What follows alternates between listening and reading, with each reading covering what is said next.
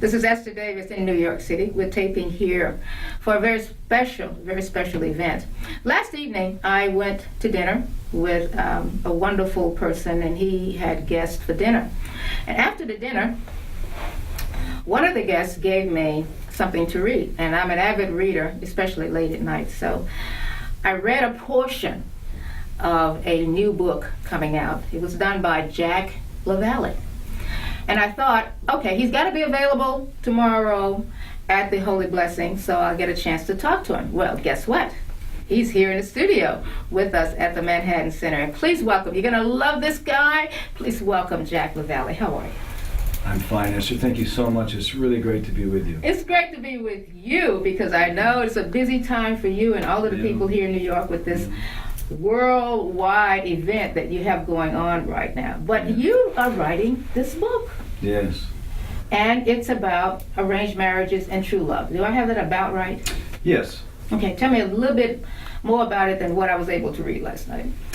Well, yes, this is a second career for me. I've been in the security industry for the last 25 years, and my daughter got married 7 years ago. Okay. And I actually, through that process of helping her get married, I came to see that relationships are much more complicated today than they were when I got married 30 years ago. And I will agree with that. Yeah. Mm-hmm. And I felt a real need to look more deeply into what the source of these complications are, what the problems really are for couples that are trying to get together today, and how I can help, because I believe that my own marriage, how I have learned from my marriage and the relationship with my wife, that the things that we have come to understand and work through can be of value to other people. Okay, before we go to your daughter, let's go back to your marriage. Okay. You had a unique marriage. Yes, I would say. What do you mean? What would you say about it? Well, I would say it was a radical act of love. That's what I would say. A radical act of love. Yes. By the way, tell me what LaValle is. What is that? LaValle's French on my dad's side, and on my mom's side it's Irish. Is it true that French men are very romantic? That's very true. That's very true. Yes. Okay. But you have been married how long? 30 years. 30 years to the same woman now. I just want to clear that up. Same woman. Yeah, I've been married once and 30 years to the same woman. What is the secret? Well, the secret is that my wife and I got together understanding why we were getting married, and we had a dream for what we wanted to fulfill in our marriage that was beyond our own individual happiness, or our own individual goals in life. Those were important. Those were part of our marriage expectation, but we actually got together with a very clear understanding as to why we were coming together in this union as a man and a woman, and we 100% committed ourselves to that from the very beginning. 100% commitment from the very beginning. Yes. And now 30 years later, in our world or in our society, we've got a plus 50% divorce rate. It's close to that. There's some debates between 40 and 50. Right. But nothing like 30 years of marriage. And yours was also arranged. That's correct. Oh, I do want to hear about that. Yes.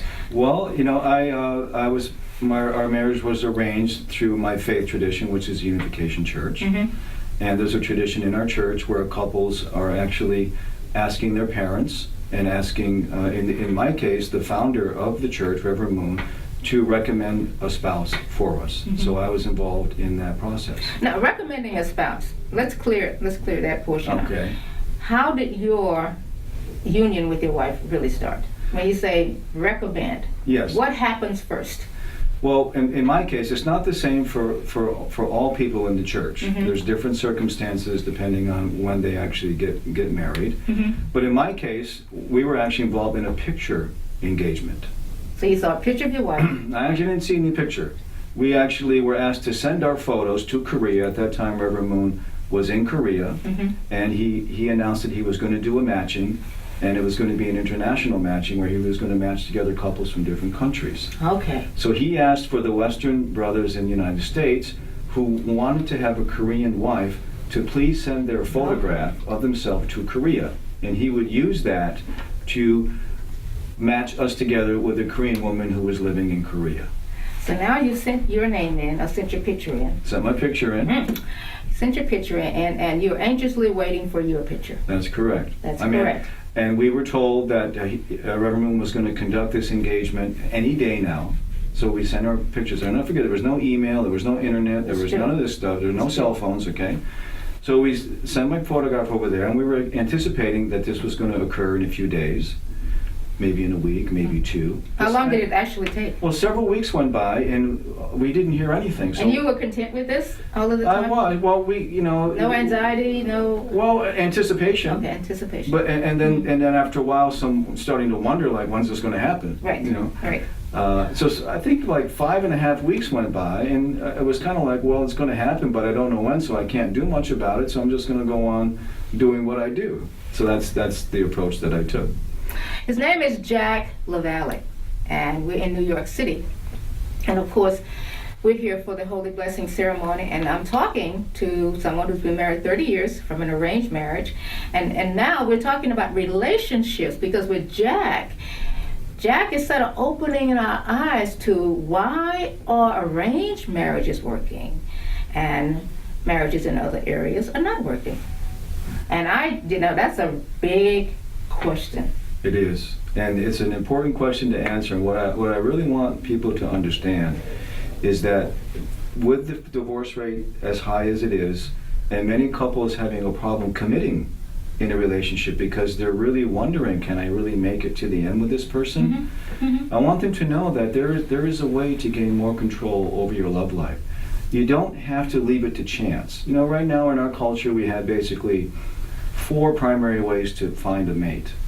You go on a blind date. Someone says, hey, I know somebody, this might work out. Right. You decide to put yourself in a situation in public and hopefully a chance encounter. You mean you go to a bar? You go to a bar, or maybe you go to a club, you go to a museum. I'm out in the public, I see somebody over there, maybe they'll come up and talk to me. So a chance encounter.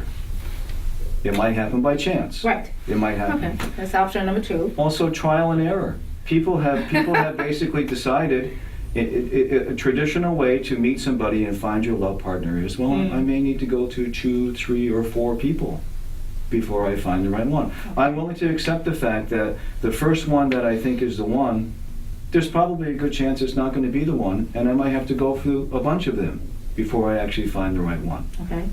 So let's stick with those 3. Those are 3 primary ways that people hope to find, hope that they'll find somebody. And that's just a hope. Yeah, well, that's a hope. But actually, if you look at all 3 of those ways, they really don't know when it's going to happen, they don't know where it's going to happen, and they don't know how it's going to happen. Right. Okay. And this gives people the sense of, am I really in control? Well, maybe one more. One more is the idea. We call it the Miss Prince and Miss Charming fantasy. On the white horse. Someday, someone's going to magically show up in my life, right, and they're going to solve all of my problems, take care of all of my needs. I know that person's out there. I just can't wait until it happens. But I'm stuck on commitment, because that's the big picture issue. You made a commitment 30 years ago that we are going to be 100% committed to each other. No love involved. No love involved. That's correct. No consummation of the vows. That's right. I've got total confidence in the Father Moon, to get this done for us. That's right. Because that is amazing. Now here's Jack. Here's the great thing. Here's the great thing I want the American people to realize. That if I can do this, anybody can do it. I don't mean the same way that I did it. I don't expect everybody to live their life the way that I have. But what I mean by that is people need to realize that they can take more control over their love life and get the outcome that they like. And we were able to do so because we both understood through our own lifestyle what we wanted to get married for. It was very practical. We wanted to get married because we wanted to have children and raise a family. And why? Because we believed that by doing so, we could make a better society and a better world. In fact, the slogan for our marriage was world peace through ideal families. World peace through ideal families. That's correct. And I love the term world peace because as most of my audiences have known, I've written stories about world peace. I'm one of those people that believe we need world peace. We've got to have it because we can't have these endless wars, or non-ending wars. I'm talking to Jack La Valley. I'm in New York City. We're going to take a little bit of a break. He's going to come back because we got more questions for you. Do not go away. You're watching Esther Davis Show from New York City, Manhattan Center.